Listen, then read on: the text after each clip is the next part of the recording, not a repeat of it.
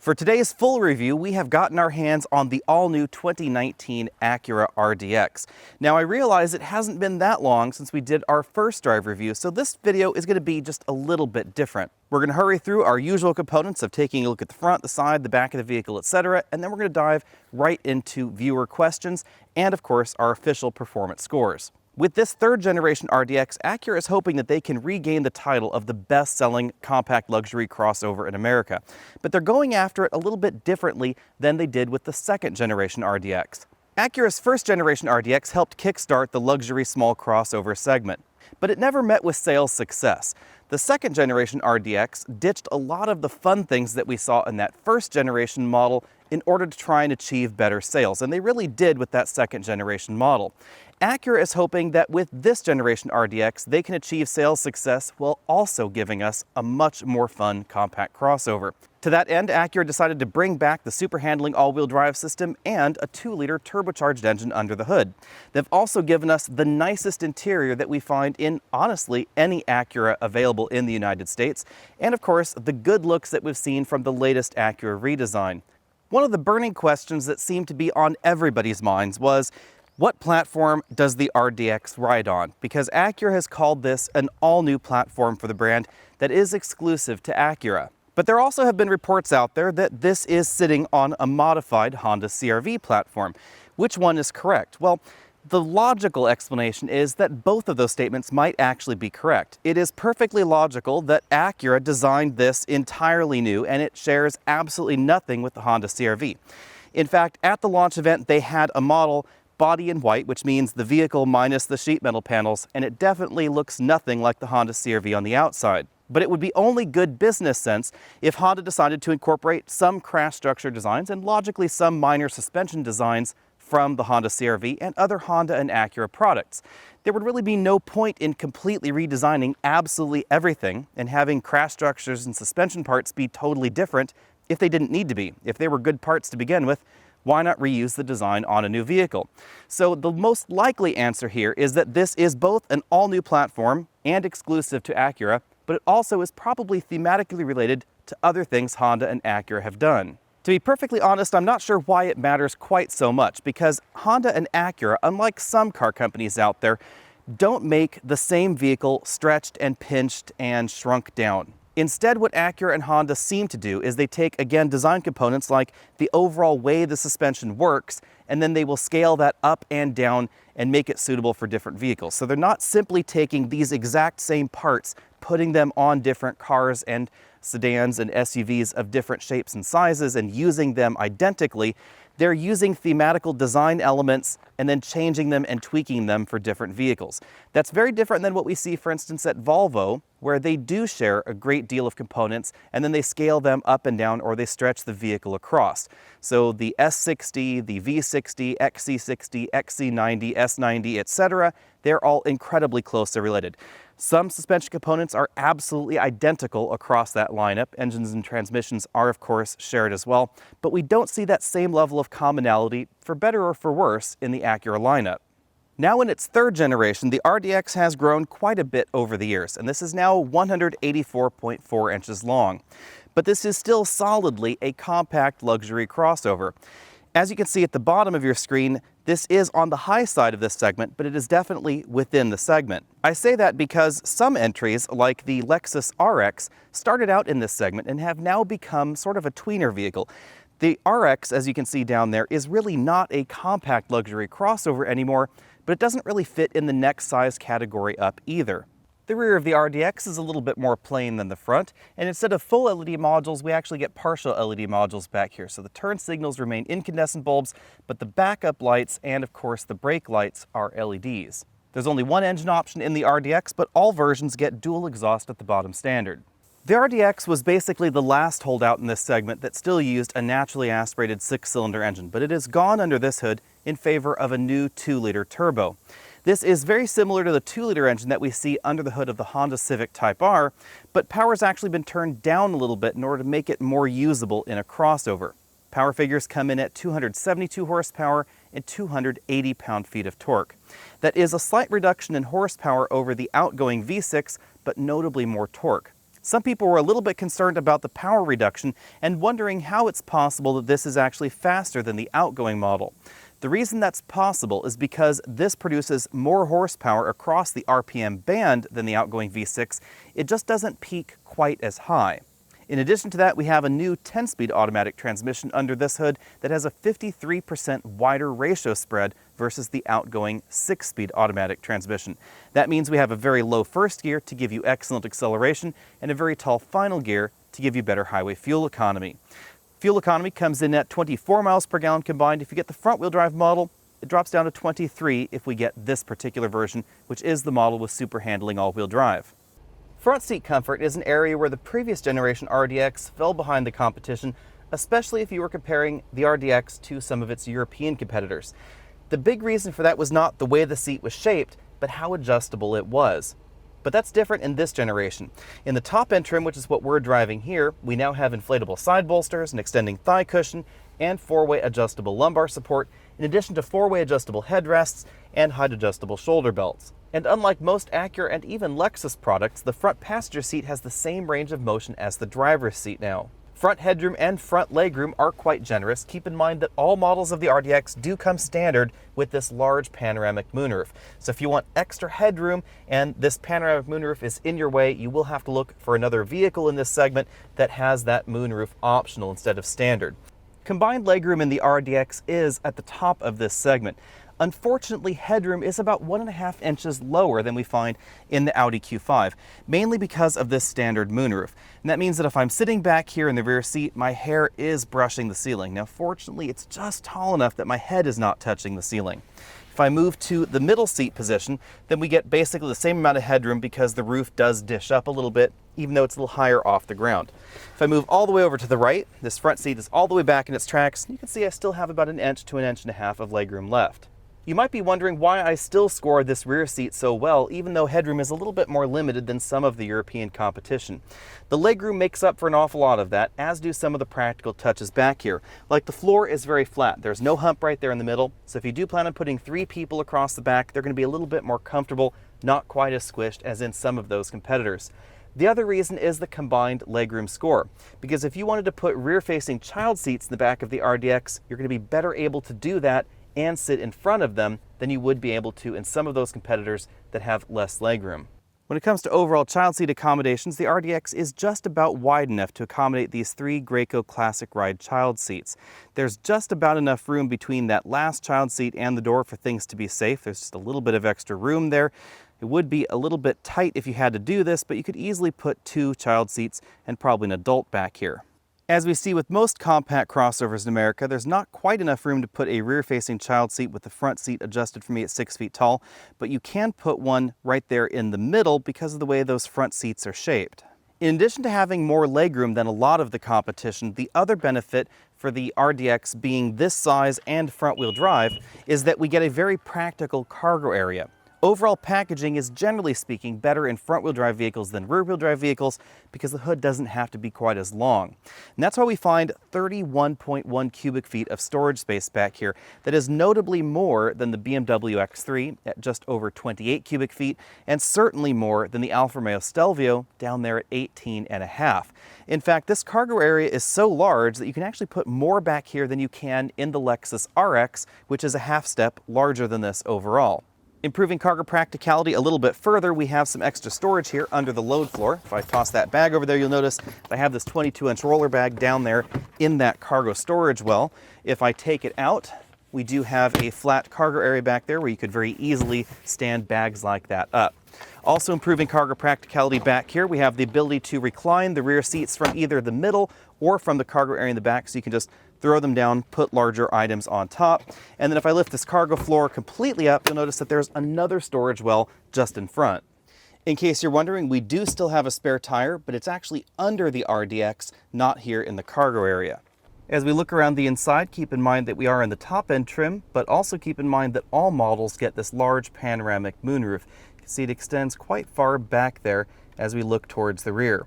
The driver and front passenger get 4-way adjustable headrests and height adjustable shoulder belts. The model that we're driving features the upgraded leather upholstery. You can see that we have fairly aggressive bolsters there on the side. And we also have real wood trim inside the RDX's cabin for the first time.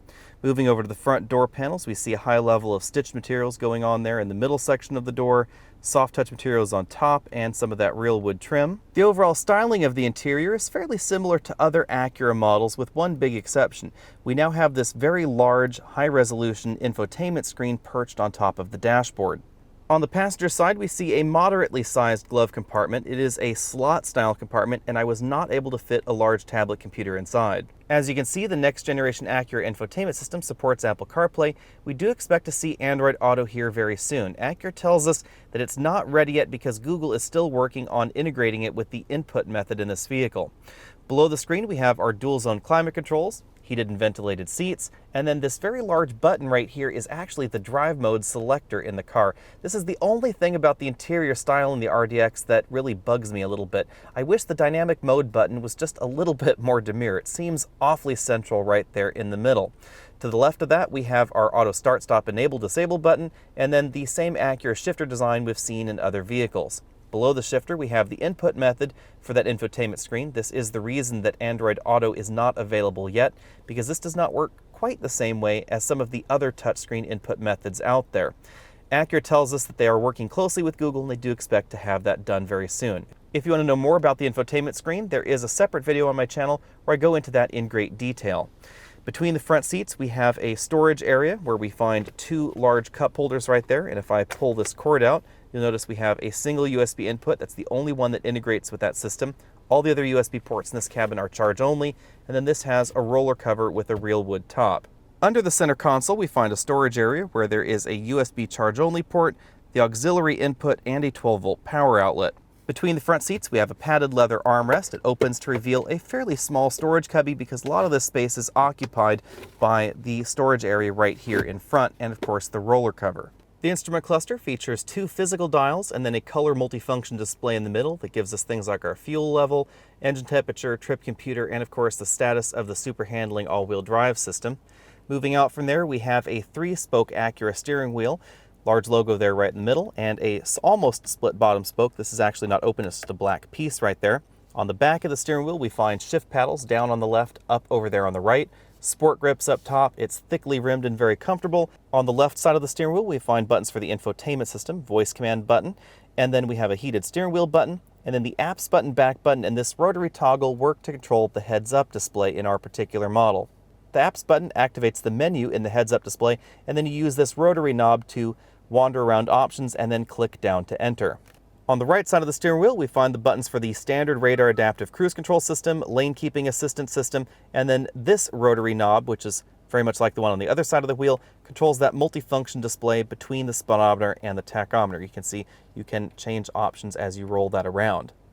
Let's start out the drive section by getting the numbers out of the way up front. Out here on our own home test track, we ran from 0 to 60 in 5.7 seconds. That was 0.2 of a second faster than our 0 to 60 run when we were up in Whistler. The big reason for that, of course, has to do with the elevation, because we were up at about 2,400 feet when we were doing the test in Whistler, and the track where we do our testing here in California is only about 100 feet above sea level. And it does have a huge impact on acceleration, even in turbocharged engined vehicles like this new RDX. Logically, because braking is not affected by elevation, our braking score is essentially the same at 118 feet. We were testing exactly the same model, although not exactly the same vehicle here as we were up in Whistler. This is an advanced package model. Now let's move on to handling. To make handling make a little bit more sense in this segment, I'm going to be talking about this as compared to other like-priced vehicles, so other compact luxury crossovers under $50,000.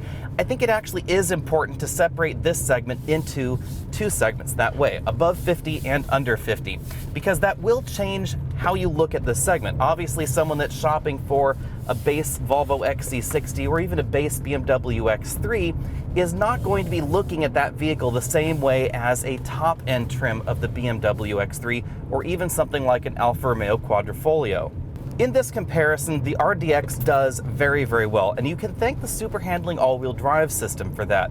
obviously the front-wheel drive RDX is not going to drive the same. It's going to drive more like the other front-wheel drive entries, like the Lexus NX or the Volvo XC60. What makes super handling all-wheel drive in the RDX unique is that this has a very similar ability to the Quattro system that we find under the hood of the Audi Q5 to send more power to the rear axle than the front axle, even when the front axle is not slipping. And you can really feel it when you drive it hard around these corners.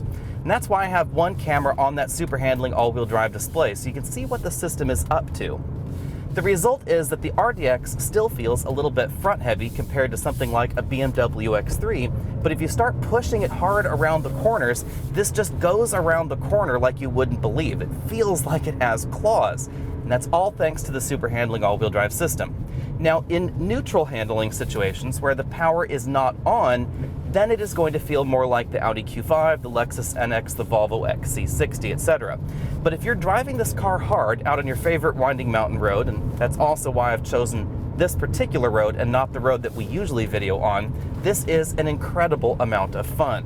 When it comes to our overall handling score, I'm going to give this an A for under 50,000 luxury crossovers. And I would have to say that if you were to equip this vehicle with larger summer tires, this would be even more fun, and I would give this an A+, because this has the dynamics to back up that extra handling ability that you'd get with those grippier tires. Now, on the downside, I think in the under $50,000 category, the ride quality is a little bit firmer than some of those other options, because you will find something more compliant out of especially the Volvo XC60 or perhaps the Mercedes-Benz GLC, depending on exactly how you stack up the options. And that's why overall I'm dropping the ride score down to a B+. In our cabin noise test at 50 miles an hour, we scored 70.5 decibels, so I do have to drop the overall cabin noise score down to an A-. When looking at that cabin noise score, there are a few things to keep in mind. The first thing is that we do get more engine noise out of this 2-liter 4-cylinder than some of the competition's base drivetrains or their upper-level drivetrains, although I think this engine actually sounds pretty good for a small 4-cylinder engine. The other thing to know is that the model that we're driving has more sound deadening material in it than the base trims of the RDX, so this will be the quietest version that you can buy. Those other versions are likely to be probably half a decibel to a decibel louder. We don't really know because we unfortunately haven't been able to get our hands on one to test. When it comes to fuel economy, we've been driving this out here on our usual course for about a week, and we have been averaging 22.5 miles per gallon, which is basically what Acura says we should get.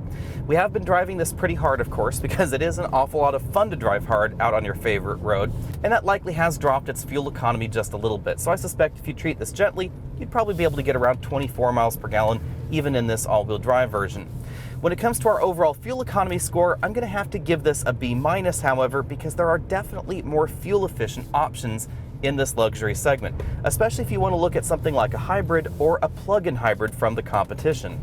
The Acura 10-speed automatic transmission, which we also see under the hood of the Honda Odyssey and of course the Honda Accord, is an all-new design entirely by Honda.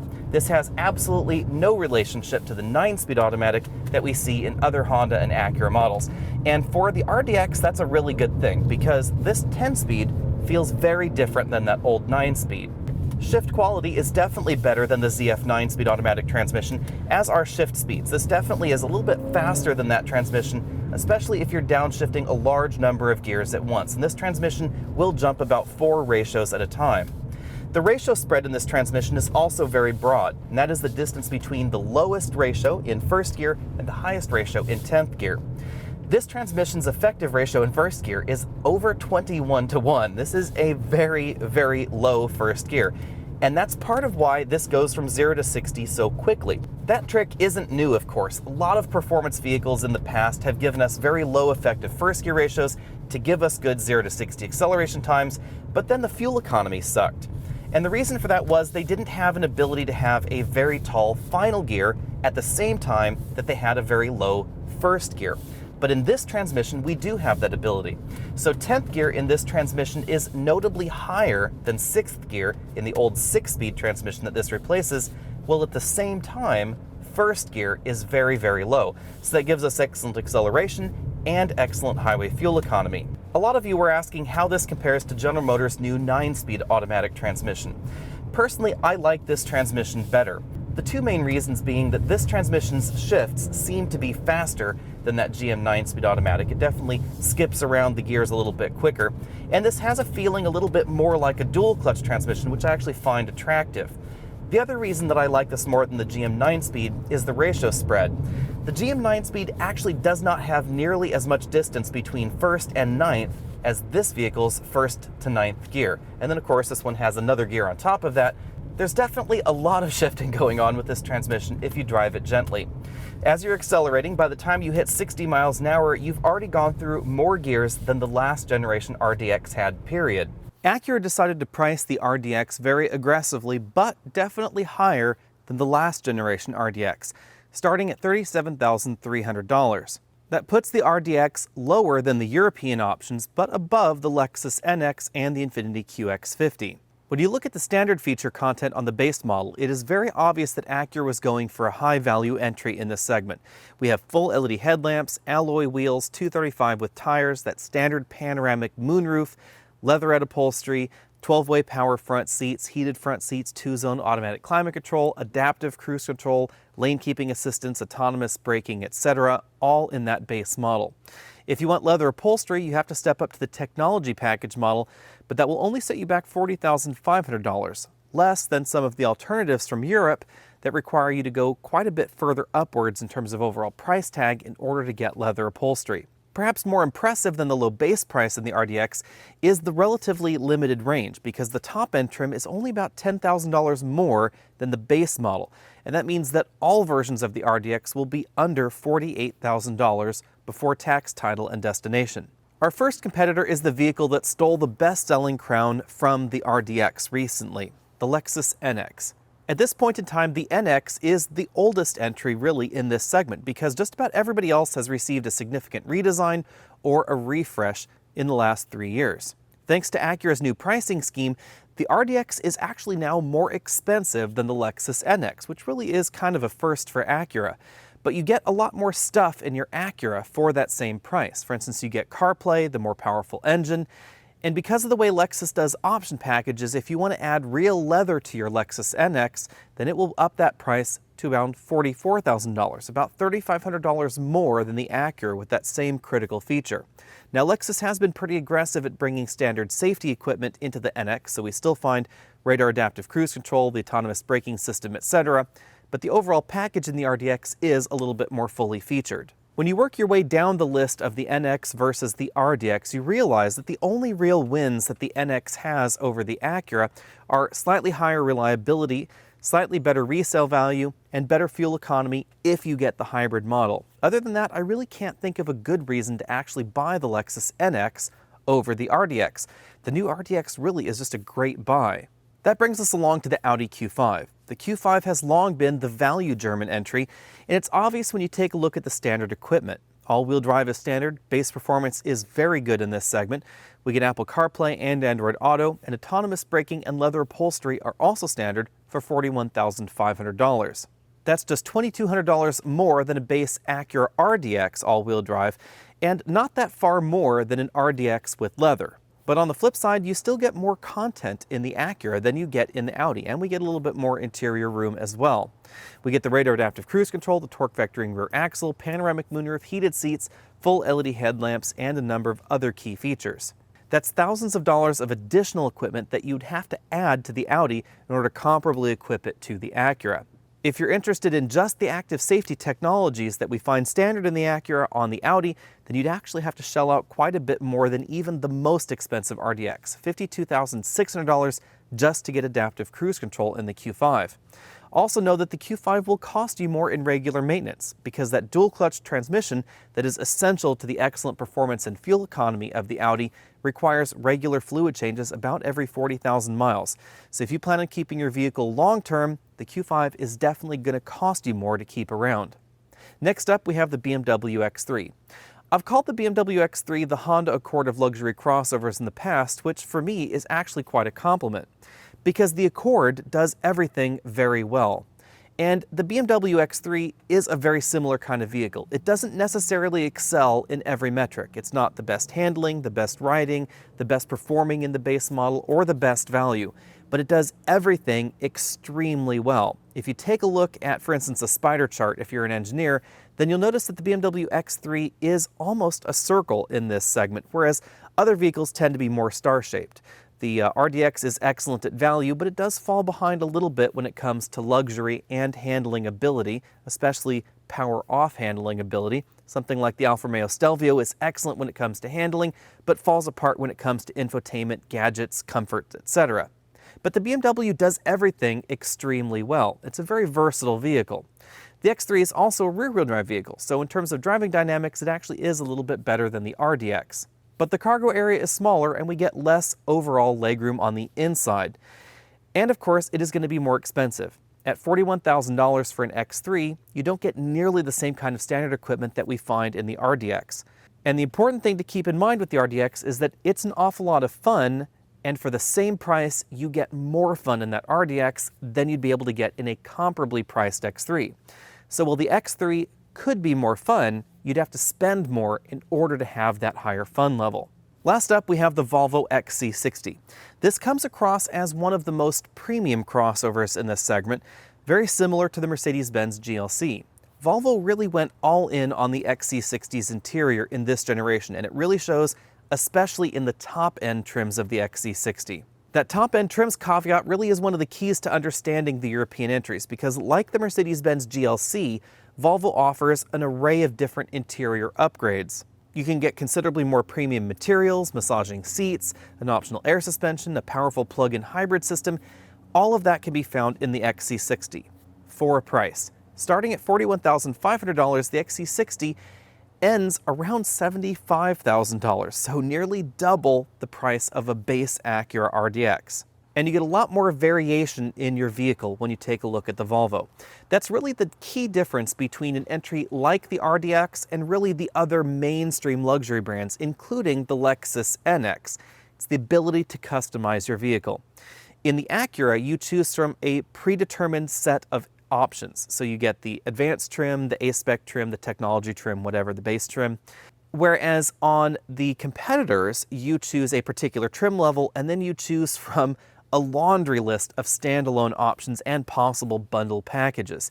That means that if you want a Volvo XC60 and you want the top-end inscription trim with a leather-stitched dashboard and all the fancy widgets, but for some reason you didn't want the massaging front seats, you can get that. Or if you wanted that top-end trim, but you wanted the less powerful engine option, you can get that too.